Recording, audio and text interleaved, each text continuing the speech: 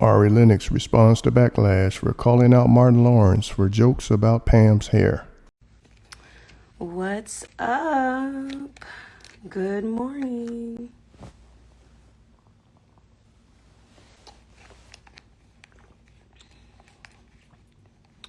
Good morning. So I have some things to talk about today because it's time. It's time. So grab your popcorn,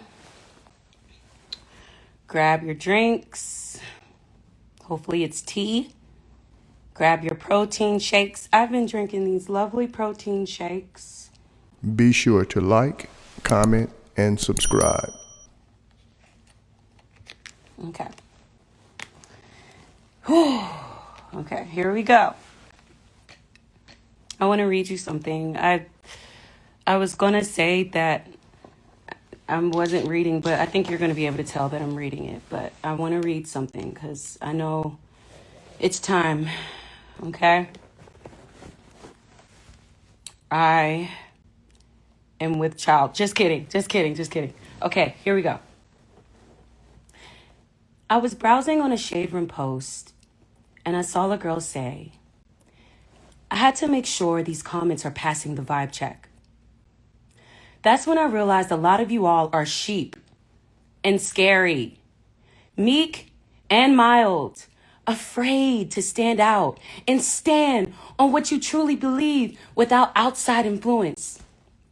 That is the internet, a brainwashing lie, a platform where people's opinions changed based on what the comment section says, not even what the video is about, and not even how you truly feel as the individual you are.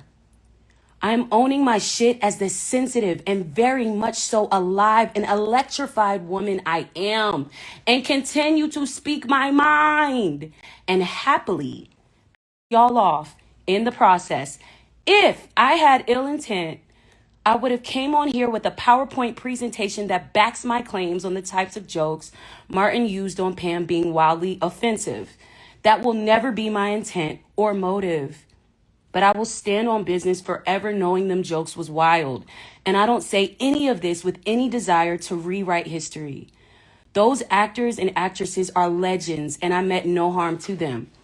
I don't need any army of people defending me or agreeing with me. That has always been a rare occurrence for me.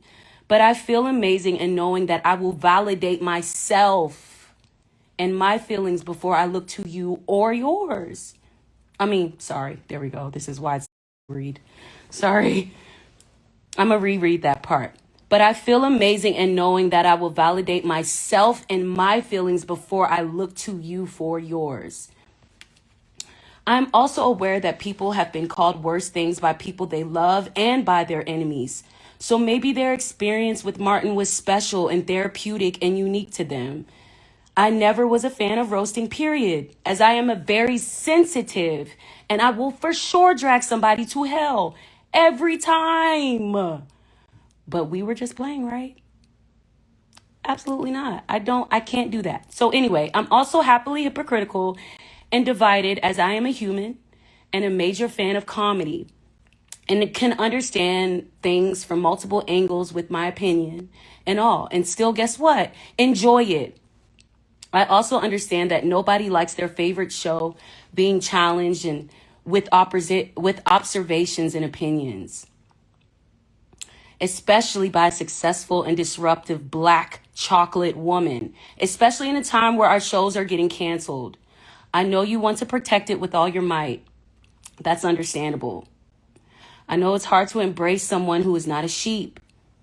I'm very triggering and powerful, so any observation and opinion I release can go viral. And I should have been aware of that as I was having fun on that IG Live. I'm aware of what's happening right now as well. I've been having these opinions in private, and I decided to open up to 200 people in an IG Live. I like to talk, y'all, and I like to think. Hell, I just watched the Bernie Mac stand up a few years back, and I understand why he is a legend that he is, but I also couldn't help but to feel uncomfortable about some of his jokes too. But my sister, whom I love, Gemini, reminded me that comedy is there to cross that line and say what you would never expect a soul to say. For that, comedians are bold and brave, and I could never have the balls in that way ever in my life. Everyone gets triggered by something, but not everyone admits to it or wants to have conversations about it. Every time I get on IG Live, people will deem any of my excerpts as sensitive or a PSA. So I'm going to stand in that truth, because it's true, y'all. I'm sensitive. Okay? I'm going to stand in that truth, which so many are afraid to do because they don't want to cause disruption and discomfort to their fans and their haters. Nobody wants to be uncool. But y'all, I will die the coolest and fearless. I'm going to keep going on IG Live. And I'm going to keep talking until you understand that I will never stop talking, because I'm not some AI bot like so many of you are. Imagine being fake reprimanded by thousands over an opinion that harms nobody. An observation, hell, a fact. Never in a million years did I think the internet would be so sensitive and dramatic about my words. But I'm grateful for my 2 million monthly listeners on Spotify, and my little pickup truck, and this album Vacancy I'm about to drop in the fall, and the opportunities that I'm constantly blessed with. I'm not desperate for fans, so please continue to spew your feelings about me and be mad. So, thank you. I did release this.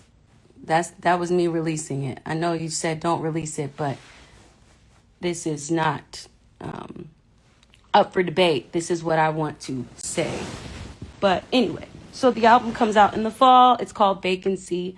I'm going to make this live public, and we will see how that goes. Also, I'm on the fence if I should talk about other things, but I think I should go eat something and continue to drink this protein shake. I'm going to post these words as well. I might as well. But I'm going to eat something. I'm going to do this protein shake. I'm going to do all the things that I need to do today. And then I think in a few days, I'm going to sit here and collect my thoughts about Dreamville, because I want to go in detail about that, because I think it's about time to talk about it. But I want to collect my thoughts the way I've been sitting and collecting my thoughts about this Martin situation. I love you guys, and I will be back. I will be back with more intent.